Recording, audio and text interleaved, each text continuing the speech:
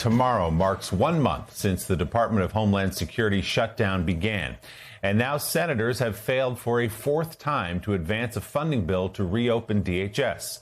Senators voted 51 to 46 yesterday against moving ahead with the House-passed measure, falling short of the 60 votes needed. Senator John Fetterman of Pennsylvania was the only Democrat to vote in support of the measure. This comes as TSA employees are set to miss their first full paycheck today. They're working without pay.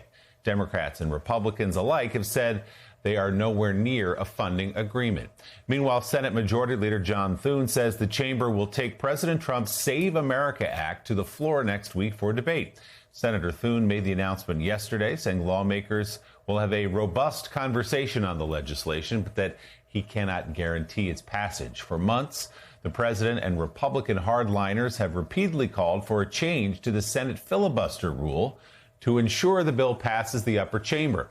But Thune has rejected those calls, saying changing procedure will have unintended consequences. Joining us now, Democratic Senator Alex Padilla of California. He is a member of the Judiciary Committee and ranking member of the Rules Committee. Senator Padilla, good morning. Great to have you with us. So let's talk about the Save America Act, passed through the House back in February on a party line vote, now set to be brought to the floor next week, according to Mr. Thune, for debate. Basically what the Trump administration and Republicans are saying is this is just a voter ID law, and that idea that you should present something when you go to vote, some form of ID, has wide popular support. What is your opposition to that, and what else is inside this bill that gives you concern? Sure. Well, thank you, Willie. Good morning. First, let's get it straight. This is not a voter ID bill. This is a voter suppression, a voter purge bill, if you look into it. I try to set the stage by reminding everybody what I think is the most important lesson we all should have learned in high school civics class. Our democracy works best when as many eligible people participate. So yes, we're in the election integrity and security business, but we should be in the business of making it easier for eligible people to register, stay registered, and cast their ballot and have their ballot be counted. And all the data shows that our laws are working. The rates of ineligible people voting is extremely, extremely, extremely rare. So this bill is a solution in search of a problem.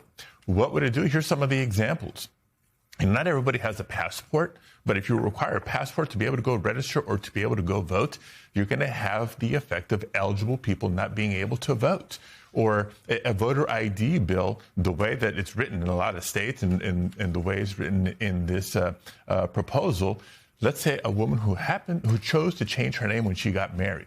Now, all of a sudden, the name on her ID as it appears is different than her name as it appears on a birth certificate, creating additional bureaucracy or hoops and obstacles, really, for people to be able to cast their ballot. So it's not necessary. And of course, there's the political context. Why are we talking about this? A solution in search of a problem when we got real problems, right? The price of housing continues to go up. President doesn't seem to be caring about that. The price of healthcare is skyrocketing, but they go to healthcare to try to underwrite tax breaks for billionaires.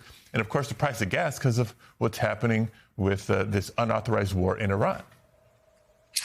Good morning, Senator. I think the headlines on the votes yesterday as it relates to the Department of Homeland Security are a little misleading.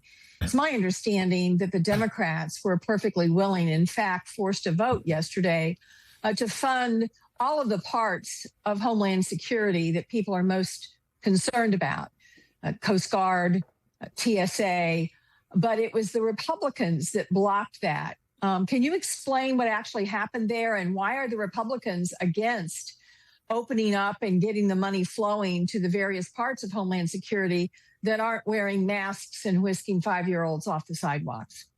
Sure. That's a very important distinction. So, number one, let's be clear. Why have we held up the Department of Homeland Security budget? Because it has to be a change. No more roving patrols, no more ICE, CBP, and other federal agents stopping people without judicial warrants, breaking into people's homes, shooting at cars with families in them. It's out of control. It's unconstitutional. It's people's rights being violated every single day. And so what we have been willing to do is say, hey, look, we're not trying to hold up TSA. We're not trying to not pay the Coast Guard, et cetera.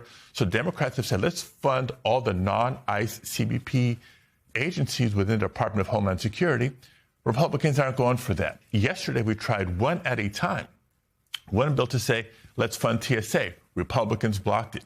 Let's fund the Coast Guard. Republicans blocked it. I, along with Senator Schiff from California, said, let's fund FEMA because it's only a matter of time before there's the next natural disaster.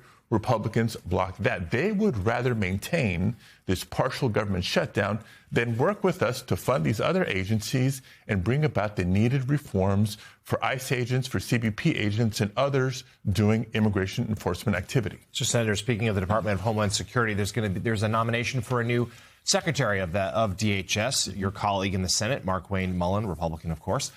Give us your thoughts on him and his qualifications for this role, and what you see in your home state of California in terms of ICE operations post-Minneapolis, when at least the rhetoric from the White House has changed a little bit. Have actions too?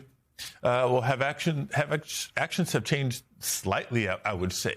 You know, for all the attention there's been recently, rightfully so, on Minneapolis and the greater community there, the enforcement activity that we've all seen on TV and in our social media feeds have continued across the country, including in California. You don't have the intensity of the surge that we saw last summer necessarily, but it's still happening in Los Angeles. It's still happening in the Central Valley. It's still happening throughout the state, which is why, coming back to this nomination, look, I was the first one to celebrate Kristi Noem being gone, number one. But a change in personnel doesn't guarantee a change in policy, a change in practices, a change in protocols or procedures. That's what we need, the changes for how ICE operates.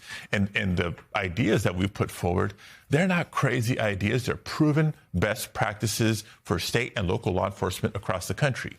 You know, with minimal exceptions, you can't mask your identity. You should identify yourself, the agency that you work for. You know, they have tons of money through the big so-called Beautiful Bill Act for body cams. Put them on, turn them on. No stopping people without a judicial warrant. That's just common sense. But right now, the First Amendment, or freedom of speech, is under attack. The Fourth Amendment, no unlawful detentions is being attacked.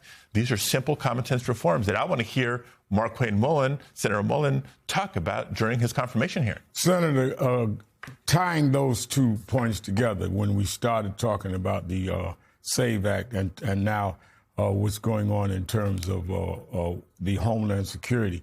The fact is that the president has said he's not going to sign anything unless you pass the SAVE Act, which adds to many of us feeling that this is a voter suppression move geared toward the midterm elections. Is that part of the argument going on in the Senate, that this is really more about midterm elections than about identifying voters? Hey, don't just take my word for it. Here's what Kristi Noem said a couple of weeks ago in Arizona. They need the SAVE Act so that the right people vote, her words, not mine, so that the right leaders get elected. Her words, not mine. And even Donald Trump, speaking to the House Republican Conference this last week, said, we need the SAVE Act so we can win the midterms. That's how they're going to guarantee holding on to power this November. They know their record is not just unpopular, it's been harmful for so many families, and they're about to face the consequences. Democratic Senator Alex Padilla of California. Senator, thanks so much for being with us this morning. We appreciate it.